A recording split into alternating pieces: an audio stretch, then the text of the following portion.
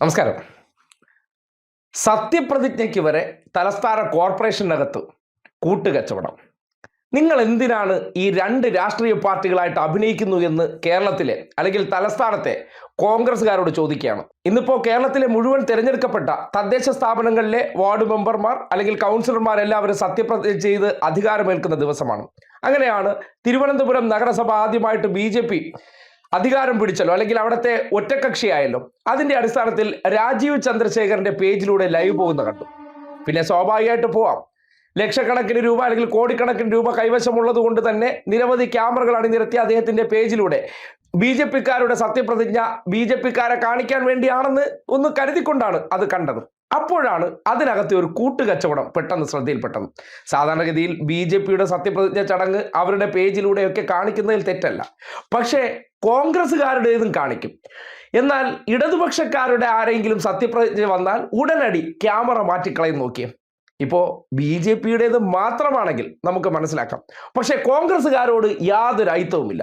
ഈ സത്യപ്രതിജ്ഞ ചടങ്ങ് ആരംഭിച്ചത് ഏറ്റവും മുതിർന്ന അംഗത്തിന്റെ സത്യപ്രതിജ്ഞയോടുകൂടിയാണ്. അത് കോൺഗ്രസ് നേതാവായിട്ടുള്ള ക്ലീറ്റസിൻ്റെതായിരുന്നു. ആ ക്ലീറ്റസിൽ തുടങ്ങി തൊട്ടടുത്തത് വാർഡ് നമ്പർ അടിസ്ഥാനപ്പെടുത്തിയാണ്. പിന്നീട് വാർഡ് നമ്പർ അടിസ്ഥാനപ്പെടുത്തിയാണ് തിരഞ്ഞെടുക്കപ്പെട്ട കൗൺസിലർമാരെ അല്ലെങ്കിൽ വാർഡ് മെമ്പർമാരുടെ സത്യപ്രതിജ്ഞ നടന്നത്. ആ സന്ദർഭത്തിൽ ഈ രാജീവ് ചന്ദ്രശേഖരന്റെ സംഘപരിവാർ എങ്ങനെയാണ് ക്യാമറ മാറ്റിക്കളഞ്ഞത് നോക്കിയേ. കോൺഗ്രസ്സുകാരന്റെ സത്യപ്രതിജ്ഞ അതിൽ യാതൊരു ഐത്തവുമില്ല, അത് ഞങ്ങളിലൂടെ കാണിക്കാം. എന്നാൽ ഞങ്ങളുടെ പ്രധാന ശത്രു ആരാണ്? അത് ഇടതുപക്ഷമാണെന്ന് ആ ദൃശ്യം തന്നെ നിങ്ങളെ ബോധ്യപ്പെടുത്തും. ഇതിലേക്ക് വേണ്ടിയിട്ട് മുതിർന്ന അംഗമായ ശ്രീ KJ ക്ലീറ്റസ് 44 നന്തൻകോട് വാർഡിലെ ശ്രീ KJ ക്ലീറ്റസിനെ ക്ഷണിച്ചോളുന്നു.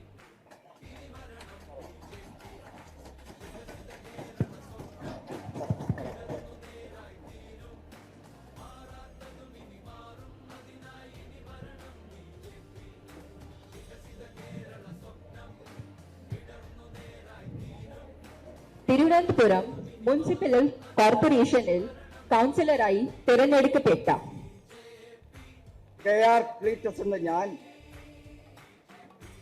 നിയമാനുസരണം നടപ്പാക്കിയ ഇന്ത്യൻ ഭരണഘടനയോട് യഥാർത്ഥമായ വിശ്വാസവും കൂറും പുലർത്തുമെന്നും ഭയാശങ്കയോ മമതയോ വാത്സല്യമോ വിദ്വേഷമോ കൂടാതെ ഞാൻ എൻ്റെ ഔദ്യോഗിക കർത്തവ്യങ്ങൾ യഥാവിധിയായും വിശ്വസ്തയോടും എൻ്റെ പരമാവധി കഴിവും അറിവും വിവേചന ശക്തി ഉപയോഗിച്ചുകൊണ്ടും നിർവഹിക്കുമെന്ന് ഈശ്വരനാമത്തിൽ സത്യപ്രതിജ്ഞ ചെയ്യുന്നു.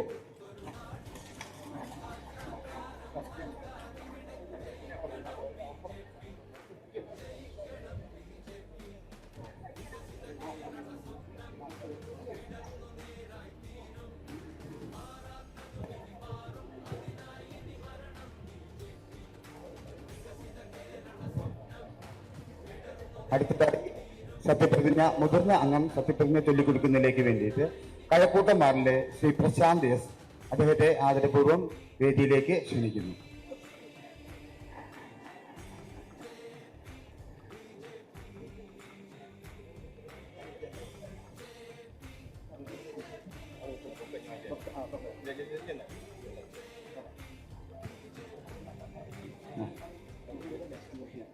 ഓക്കെ,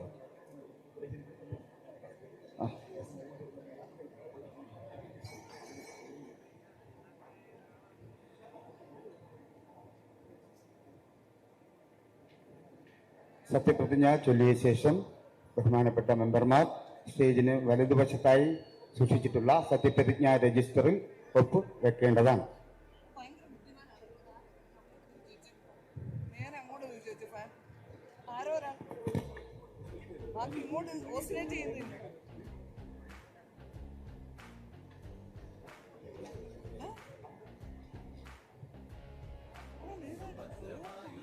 തുടങ്ങാല. തിരുവനന്തപുരം മുനിസിപ്പൽ കോർപ്പറേഷനിലെ കൗൺസിലറായി തെരഞ്ഞെടുക്കപ്പെട്ട പ്രശാന്ത് S എന്ന ഞാൻ നിയമാനുസരണം നടപ്പാക്കിയ ഇന്ത്യൻ ഭരണഘടനയോട് യഥാർത്ഥ വിശ്വാസവും കൂറും പുലർത്തുമെന്നും ഭയാശങ്കയോ മമതയോ വാത്സല്യമോ വിദ്വേഷമോ കൂടാതെ ഞാൻ എൻ്റെ ഔദ്യോഗിക കർത്തവ്യങ്ങൾ യഥാവിധിയായി വിശ്വസ്തയോടും എൻ്റെ പരമാവധി കഴിവും അറിവും വിവേചന ശക്തിയും ഉപയോഗിച്ചുകൊണ്ട് നിർവഹിക്കുമെന്നും ദൃഢപ്രതിജ്ഞ ചെയ്യുന്നു. സൈനിക സ്കൂൾ വാർഡിൽ നിന്ന് 2 സൈനിക സ്കൂൾ വാർഡ് ശ്രീ കൂട്ടുകച്ചവടമൊക്കെ നടത്തുമ്പോൾ നാട്ടുകാർ കാണുന്ന രീതിയിൽ ഇമാതിരി പ്രവർത്തനമൊക്കെ നടത്തുമ്പോൾ സ്വാഭാവികമായിട്ട് ചോദ്യം ഉണ്ടാകും. നിങ്ങൾ തമ്മിൽ വലിയ കച്ചവടം നടത്തി വലിയ ബാന്ധവം ഉണ്ടാക്കി അങ്ങോട്ടും ഇങ്ങോട്ടും പരസ്പര ധാരണയുടെ അടിസ്ഥാനത്തിൽ 45 വർഷം ഇടതുപക്ഷത്തിന്റെ കയ്യിരുന്ന ആ നഗരസഭ എങ്ങനെയെങ്കിലും പിടിക്കണം. അതിന് നിയമസഭയിൽ പ്രത്യുപകാരം ചെയ്യാമെന്നുള്ളതാണ് ഡീല്. ആ ഡീല് ഇങ്ങനെ സ്വന്തം ഫേസ്ബുക്ക് പേജിലൂടെ കൂടി കോൺഗ്രസ്സുകാരുടെ സത്യപ്രതിജ്ഞയ്ക്ക് ഒരു അയിത്തവും ഇല്ലാതെ ടെലികാസ്റ്റ് ചെയ്യണമെന്നുണ്ടെങ്കിൽ ഇവർ തമ്മിൽ ഒന്നല്ലേ? എന്തിനാണ് രണ്ടായിട്ട് അഭിനയിക്കുന്നത്? ആ ഒരു രംഗം നിങ്ങൾ തന്നെ ആലോചിച്ച് നോക്കിയേ. 1-ാം വാർഡിലെ ജനപ്രതിനിധിയായിട്ടുള്ള എസ് പ്രശാന്തിന്റെ സത്യപ്രതിജ്ഞ വന്നതും കോൺഗ്രസ്സുകാരന്റെ ടെലികാസ്റ്റ് ലൈവ് കൊടുത്തുകൊണ്ടിരുന്നവർ ഉടനടി ഒരു BJP-ക്കാരന്റെ തലയെ കൊണ്ടുവന്ന് ആ ക്യാമറ മാറ്റി വെച്ചിട്ടുണ്ടെങ്കിൽ ആരാണ് ശത്രു, BJP-ക്ക് ആരോടാണ് എതിർപ്പ്, ആരെയാണ് അവർ ഏറ്റവും കൂടുതൽ പ്രതിരോധിക്കാൻ തീരുമാനിച്ചിരിക്കുന്നു എന്നതിൻ്റെ തെളിവ് കൂടിയാണ് നിങ്ങൾ കണ്ടത്. ഇത് ഒരു കൂട്ടുകച്ചവടമാണെന്ന് ആവർത്തിച്ച് പറയുന്നതും അത് പല തരത്തിൽ നടക്കുന്നത് ജനങ്ങളെ മനസ്സിലാകാതെ പോകുന്നതിനെ കൃത്യമായി മനസ്സിലാക്കേണ്ടതുണ്ട്. കോൺഗ്രസ്സുകാരെ ചേർത്ത് നിർത്തിക്കൊണ്ട് എങ്ങനെ ഈ ഇടതുപക്ഷത്തിൻ്റെ സാന്നിധ്യം നഗരസഭയിൽ അവസാനിപ്പിക്കണമെന്നുള്ളൊരു മോഹമാണ് BJP-ക്കാരുടെ മനസ്സിലുള്ളത്. അതുകൊണ്ടാണ് കോൺഗ്രസ്സുകാരൻ്റെ സത്യപ്രതിജ്ഞ, അത് നമ്മുടെ ആളല്ലേ, നമ്മുടെ വീട്ടുകാരല്ലേ, നാട്ടുകാർ കാണട്ടെ എന്നുള്ള നിലയ്ക്ക് രാജീവ് ചന്ദ്രശേഖരൻ്റെ പേജിലൂടെ നാട്ടുകാരുടെ മുന്നിലേക്കും BJP-ക്കാരുടെ മുന്നിലേക്കും പോയതിന് ശേഷം ഒരു ഇടതുപക്ഷക്കാരൻ വരുമ്പോൾ അത് മാറ്റിക്കളയുമ്പോൾ സ്വാഭാവികമായിട്ടും BJP അത് ചെയ്യുന്നത് നല്ലതാണ്. പക്ഷേ കോൺഗ്രസ്സുകാരോട് അത് കാണിക്കാത്തിടത്താണ് ഇവർക്കിടയിൽ യാതൊരു തരത്തിലുള്ള വൈരാഗ്യവുമില്ല, അവർ തമ്മിൽ ബാന്ധവമുണ്ടെന്ന് ഈ ഒരു ഉദാഹരണവും നമുക്ക് തുറന്നു കാട്ടിത്തരുന്നുണ്ടെന്ന് പറയാതെ തരമില്ല.